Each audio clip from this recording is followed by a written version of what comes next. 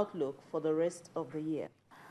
Maintaining the status quo, the Monetary Policy Committee retains the monetary policy rate at 12%. Ogun State is open for business. The state government holds its second Investors Forum in Abeokuta.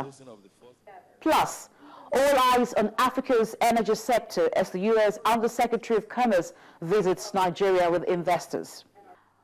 Welcome to the program. Thanks for joining us. I am Bolaji Akinwale. We will bring you all of these on the program. But first, let's begin with the headlines. The House of Representatives summons the Minister of Industry, Trade and Investment, Mr. Olusegun Aganga, to explain how the European Union's Economic Partnership Agreement would benefit Nigeria if signed.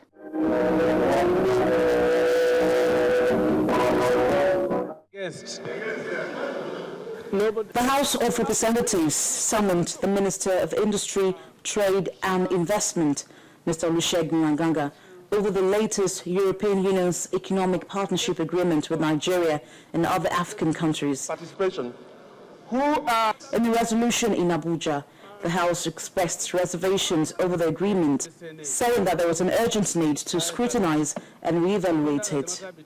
The House said the minister should appear to explain in details what Nigeria stood to benefit from a partnership that looks skewed in favor of the economies of Europe to the detriment of the economies of African countries and Nigeria in particular.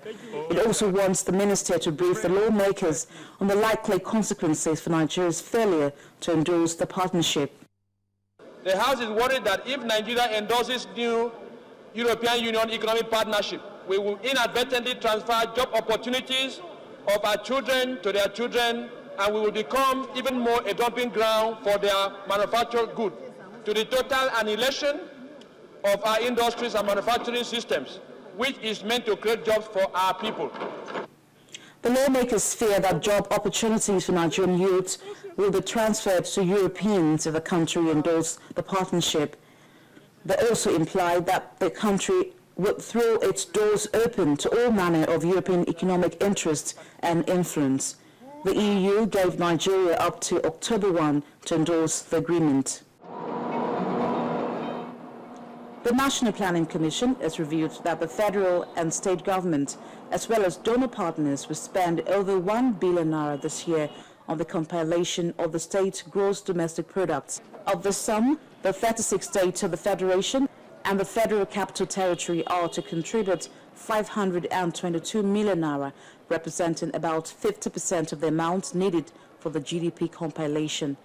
The Supervisor Minister for National Planning, Ambassador Bashiru Yuguda, who is also the Minister of States for Works, said the federal government would contribute 323 million naira, representing 30%, while 208 million naira, representing 20% of the balance, would come from the donor partners. And finally, on the headlines, the Nigerian Communications Commission has indicated the agency is targeting 54.4 billion naira as revenue in the 2014 fiscal year. According to the Commission, the sum of 14.8 billion naira will be earmarked as recurrent expenditure in the month of May, while capital and special expenditure is put at 15.8 billion naira. Also, 8.4 billion naira will be transferred to the Universal Service Provision Fund, while about 7.4 billion naira and 8 billion naira, representing spectrum fees and operating surplus each, will be transferred to federal government coffers. The Executive Vice Chairman of the Commission, Mr. Eugene Jua, hinted that this was in conformity with the orders passed on to all federal government ministries, departments and agencies, mandating them to ensure that the individual organizational strategic focus are in line with the Nigeria's Vision 2020.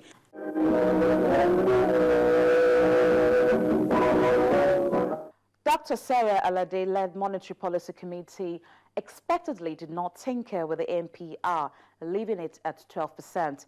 According to the communique released at the end of the meeting, this decision came on the back of what it describes as the erosion of fiscal buffers in the Nigerian economy and possible risks to domestic price stability, as well as continuing modest recovery in the U.S. economy, lingering fragile recovery in Europe, and slowing output growth in the emerging markets.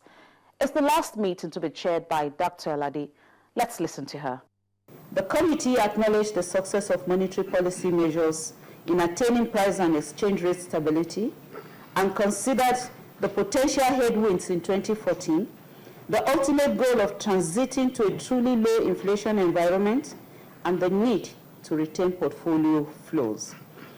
The committee unanimously voted to retain the current stance of monetary policy. In addition, one member voted for an asymmetric corridor around the MPR. Consequently, the committee, I repeat, voted to hold the MPR at 12%, keep the CRR on public sector deposits at 75%, and CRR on private sector deposits at 15%. 8 members voted to retain MPR corridor at plus and minus 200 basis points.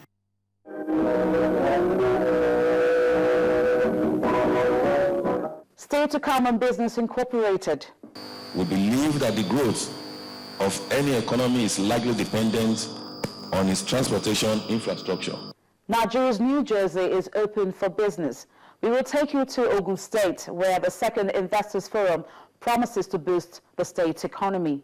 2 years ago, precisely on 26 March 2012, we held the first edition of the Ogun State Investors Forum.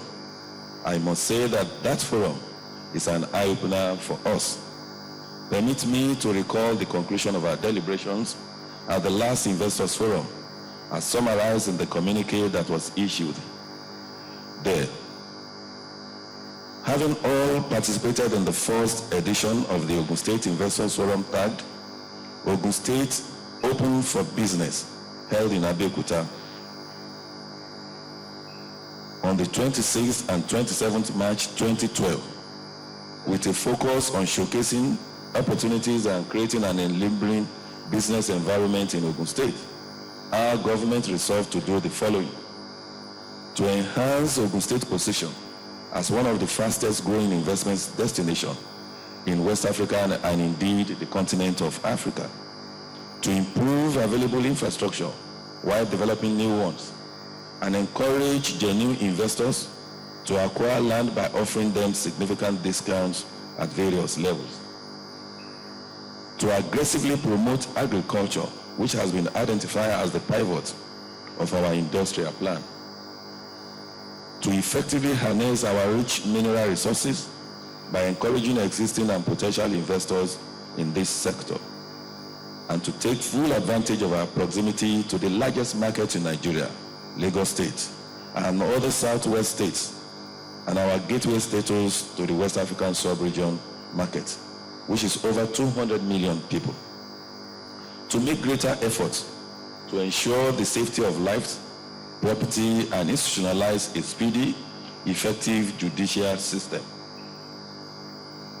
We vigorously set out to implement these recommendations as contained in the communique of the first edition of the Investors Forum towards the fulfillment of our mission to rebuild Ogun State. In the area of education, for instance, we ensure that our youth have easy access to qualitative education, thus providing the needed manpower for our industrialization program. We also provided efficient healthcare service and agriculture that leads to industrialization and employment generation, housing and urban renewal, and we develop our infrastructure tremendously. And this is one area where we have etched the stamp of Ogun Standard, which we believe will be a reference point for infrastructural development in Nigeria, and indeed even for service delivery. It must be of Ogun Standard. Under agriculture, we believe that the growth of any economy is largely dependent on its transportation infrastructure. The existence of good network of roads forms the bedrock on which accessibility and efficiency of other social amenities are built. Social amenities like schools, healthcare facilities cannot be effectively utilized if there are no good roads to access them. Interestingly, the longest road, which is about 110 kilometers, It is a road which links Ilara, Tombolo, Ijohun, Tata, Igua, Oja-Odon, Ebute-Gboro, Ilashe. This road links 4 of our 5 local government areas in the western part of our state and provide access to tens of thousands of hectares of most arable farmland in our state. We also adopted an agro-polythene development strategy, thus making our state the first in Nigeria to achieve this. This is a development paradigm that ensures that millions of our citizens are engaged in the agricultural value chain and are able to achieve prosperity where they are. The agro-polythene development strategy emphasizes the localization of primary production and manufacture. The goal is to enhance the income and welfare of the rural areas through the acceleration of integrated regional development. By this, we embark on rural and urban linkages that encourage development of agribusiness network. The objective is a populace-based, competitive, sustainable, and decentralized agro-polythene region.